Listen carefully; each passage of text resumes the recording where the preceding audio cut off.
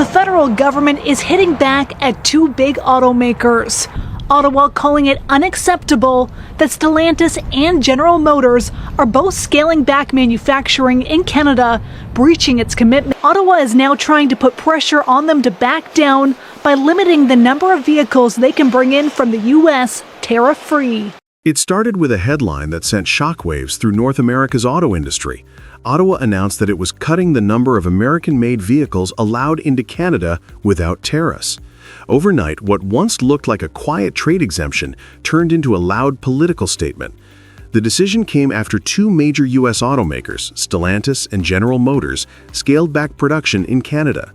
For years, both companies had enjoyed the privilege of importing cars from the United States tariff-free. That deal came with one condition: keep investing and building in Canada. When they failed to honor that promise, the Canadian government struck back. Ottawa's move isn't just about cars or trade figures, it's about drawing a line. In a region where the U.S. has dominated economic decisions for decades, Canada is finally saying, enough. What Trump once called an industrial revival for America has now triggered something far bigger, a political counterattack from the very ally he's been squeezing. The details of Canada's decision reveal how carefully calculated it is. Starting this month, Stellantis will lose half of its duty-free import quota, while General Motors faces a 24% reduction. These exemptions were part of Canada's response to the 25% retaliatory tariff it imposed on U.S. vehicles after Trump's trade escalation. By scaling back those privileges, Ottawa isn't just reacting, it's redefining the rules of engagement. The government's message is simple: companies that move production south of the border will pay more to sell in Canada. Officials say this is about fairness, not punishment.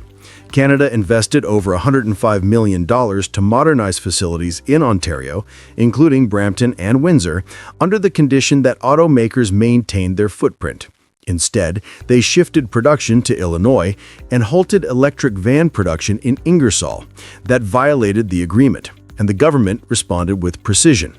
The brilliance of this move lies in its restraint. There are no shouting matches, no populist threats. Instead, Ottawa is fighting back with regulation, a trade weapon that's quiet, legal, and effective. It's not a tariff war. It's a policy chess match, and this time, Washington isn't the only one holding the board. Behind this confrontation is the unmistakable shadow of Donald Trump's America First doctrine. His second-term agenda has pushed multinational companies to relocate manufacturing to the United States through a web of tariffs and incentives. On paper, it's a triumph. Jobs are returning to America, factories reopening, the industrial belt revived. But that same policy has set off a chain reaction north of the border. By forcing automakers to choose between American and Canadian production, Trump's strategy has cornered his closest trading partner. Canada, once pressured to comply, is now rewriting the rules. Instead of accepting Washington's dominance, Ottawa has used the moment to harden its own industrial identity. The government's new approach rewards loyalty and punishes flight, a model that mirrors Trump's tactics but serves Canadian interests. What was meant to make the U.S. stronger is now giving birth to a more assertive Canada. Trump's aggressive reshoring campaign didn't just change where cars are built, it changed how Canada sees itself in the global industrial race. The irony is striking. In trying to make America great again, Trump has awakened a neighbor that refuses to stay quiet or submissive.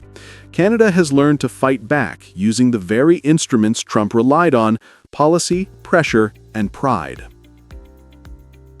Across Ontario, where factory closures have hit hardest, the mood has shifted from anger to determination.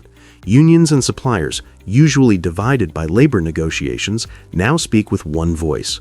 They want accountability. They want production to stay in Canada.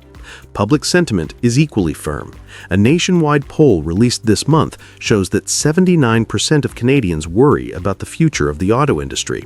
74% believe losing it would have a devastating impact on the national economy. Most strikingly, two-thirds of respondents, 67%, say they would boycott any company that moves its operations from Canada to the United States. For many Canadians, this isn't just about cars, it's about dignity. It's about whether their country will continue to build or merely extract and import. The government's decision to restrict duty-free access resonates deeply because it feels like a defense of national identity.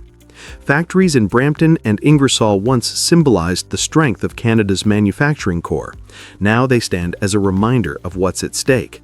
And for the first time in years, workers, business owners, and policymakers are united around a single idea. Canada must control its own industrial future. That unity gives Ottawa leverage. It sends a clear signal to Trump's Washington. Political bullying may work elsewhere, but not here. Canada has found its footing and is willing to fight for every job, every investment, every plant that defines its industrial heart. Ottawa's quota cuts are more than a technical policy change. They're a declaration of independence in a trade relationship long tilted toward the U.S. What began as a response to two automakers has evolved into a warning aimed straight at the White House. The message is unmistakable.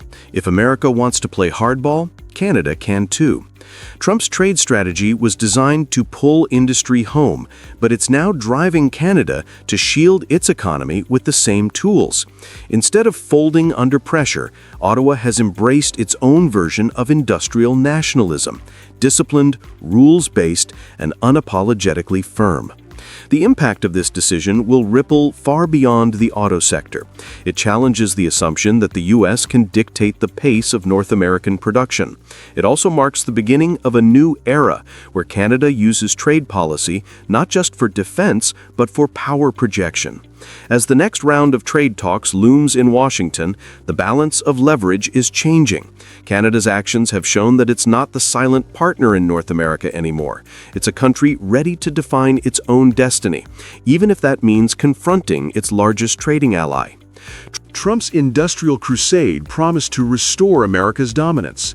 Instead, it has united Canadian workers, galvanized their government, and reshaped an industry once thought dependent on U.S. goodwill.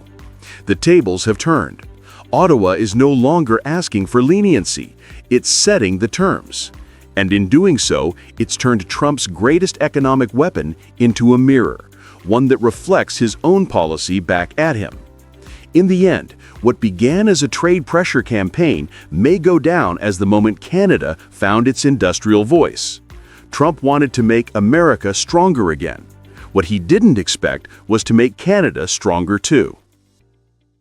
Canada is a world leader when it comes to critical minerals, and America wants in. Washington has just bought stakes in two BC-based critical mineral companies, sending their stocks soaring. The U.S. bought a 10% stake of Trilogy Metals for $35.6 million and a 5% stake in Vancouver-based Lithium Americas. When Washington announced it had bought stakes in two Canadian mining companies, it sent shockwaves through both economies. The U.S. government, known for its tariff wars and trade confrontations, had quietly stepped into the role of investor. It purchased 10% of Trilogy Metals for $35.6 million and 5% of Lithium Americas, both based in British Columbia. For the White House, it looked like a masterstroke, a move to secure control over resources critical to America's future. But for Canada, it marked a subtle yet historic shift. The world's largest economy had just bought into its northern neighbor's ground, and in doing so, handed Ottawa an unexpected advantage. After years of trade friction, steel, aluminum, lumber, and auto tariffs, the balance had shifted. The country once on the receiving end of American pressure suddenly held something the U.S. couldn't easily replace: control over key materials at the heart of modern industry. This investment was not a random gesture. It reflected a new philosophy within Trump's second term, a shift from confrontation to ownership. Instead of taxing competitors, Washington began buying into industries it deemed vital for national security. Critical minerals became the centerpiece of that approach. Officials said the goal was clear: reduce dependence on China, which still dominates global lithium-ion battery production. The U.S. Geological Survey noted that America's lithium supply has long relied on imports from Chile and Argentina. For the administration, investing in Canadian firms offered a faster way to rebuild independence and secure cleaner supply chains across North America. But this new play blurred the lines between free enterprise and state control. By taking equity positions, the U.S. government no longer acted as a neutral regulator. It had become a participant in the market. Previous cases of government equity, such as the investment in a Nevada-based rare earth company, had already doubled in value, strengthening the idea that public money could yield private-style returns. Yet beneath the optimism lay a paradox. The plan meant that America First now depended on Canadian minerals, Canadian laws, and Canadian oversight. The United States had entered its neighbor's industrial landscape not as a dominant power, but as a shareholder bound by another country's rules. In Ottawa, the reaction was calm but confident. Canada had long treated its resource sector as a matter of sovereignty. In recent years, it blocked several foreign takeovers, especially from China, arguing that national security must come before profit. But the American investment was different. It gave Canada both financial inflow and political leverage. Even with Washington holding small stakes, the projects remained fully governed by Canadian law. The deposits, the permits, and the refining facilities are all under Ottawa's authority. That means any operational or environmental decision must pass through Canadian channels first. Beyond ownership, Canada controls something more valuable: refining capacity.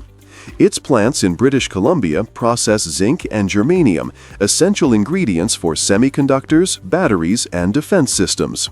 After China restricted exports of germanium in 2023, those refineries became irreplaceable. American companies now depend on Canadian plants to turn raw ore into usable materials, a dependence no executive order can override. The U.S. may own shares, but Canada owns the bottleneck. That quiet reality transforms the power equation. What once made Canada vulnerable to tariffs has now become its shield. The very industries Trump sought to pressure have turned into tools of leverage. The consequences of this new model extend far beyond two companies. The moment Washington entered the Canadian mining sector, investors took notice. Mining stocks surged and resource funds began flowing north. Canada's position in the global mineral supply chain strengthened overnight. Inside the U.S., the political reaction was divided. Fiscal conservatives warned that government ownership in private companies resembled managed capitalism. Economists questioned whether this approach distorted competition and blurred accountability. Others pointed out that such investments contradicted the free market principles that once defined Trump's political brand. Meanwhile, America's allies saw opportunity. As trade tensions grew, partners across Europe and the Pacific turned to Canada as a stable alternative for supply and investment.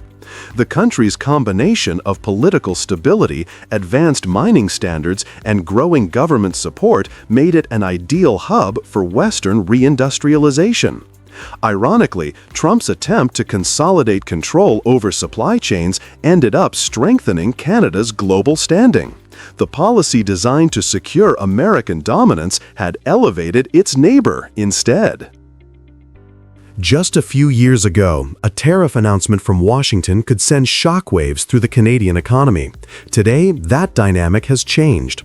By taking ownership stakes in Canada's mining firms, the U.S. has tied part of its own industrial and defense future to a foreign partner. And not just any partner, but the very one it tried to pressure through tariffs and threats. For Canada, it is more than a symbolic win. It's proof that control of supply chains equals political independence.